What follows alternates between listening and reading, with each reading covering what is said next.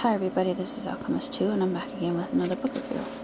I just recently read this book about World War II. It's called Codename Downfall. It's about why the bombs were dropped on Nagasaki and Hiroshima, and Codename Orange, which later became Codename Rainbow.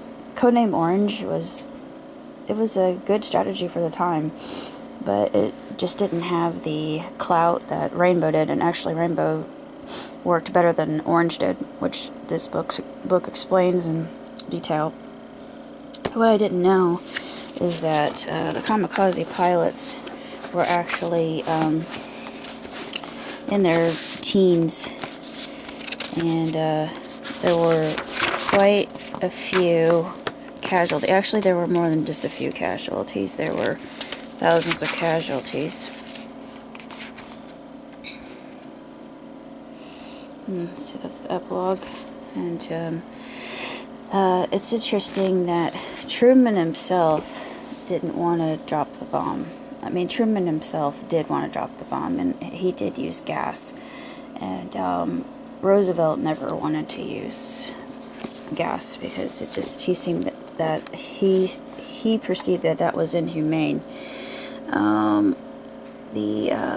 The militants that were in the war, the young soldiers, they were given pamphlets telling them how effeminate Yankees were and how to defeat a Yankee that was taller than they were. They would just thrust them through the abdomen, and if they were behind them, they would just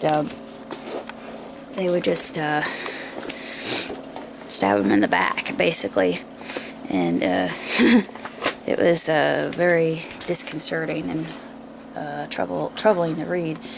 And it reminds me of my dad's journals. I've actually been aboard at LST, and that in itself was an experience I'll never forget, because I don't know why they couldn't have committed mutiny every single day, just because of how cramped that it was. It was hot, it was cramped, and the sleeping arrangements were very much like a can of sardines. It was just unbelievably tight and inconvenient, uncomfortable, and just awkward.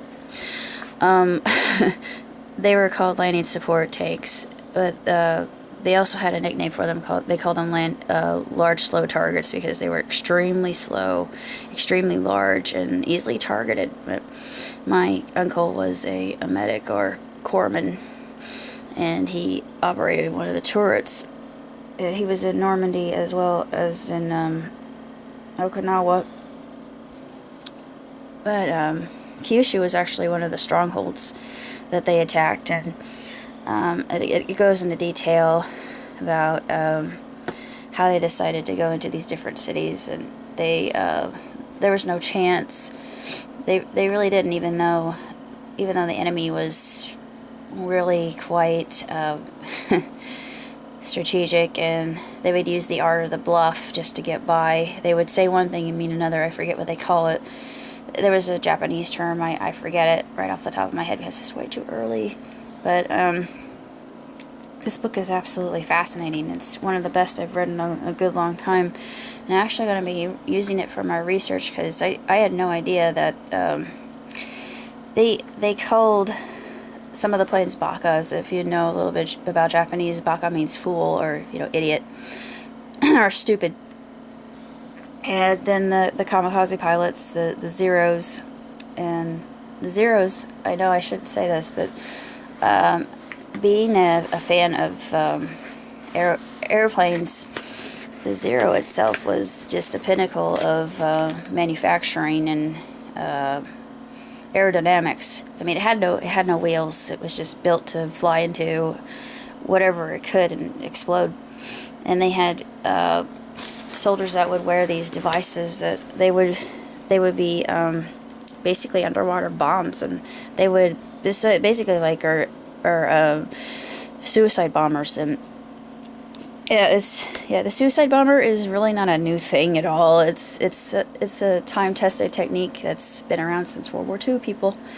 So I learned that, And another thing I learned that was really interesting is that they had bats that would drop bombs from Carlsbad, and they would test them with dummy bombs, and a lot of them would just fall to the ground because they were too heavy. They didn't realize that there was no way that these animals would be able to drop these bombs.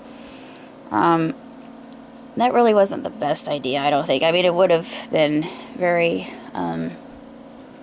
inconspicuous, but still, it just, at the time, it just didn't work the way they thought it would, but talks about how we won the war and etc. But it's really a great book, so I have a big recommendation if you're a World War II buff to look at Codename Downfall, because it definitely explains everything to Pearl Harbor. I mean, Pearl Harbor was a complete surprise for everybody involved. Nobody expected it. We had warnings, granted, but still nobody expected it. It was just one of those things that just took everybody by surprise.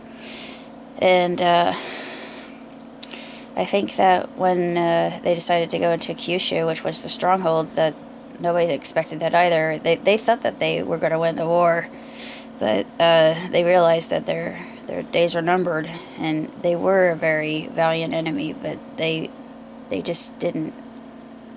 They lost, so good thing. Or we would probably be speaking German and Japanese right now. So it's a good thing, and it's an excellent book, so I highly recommend it.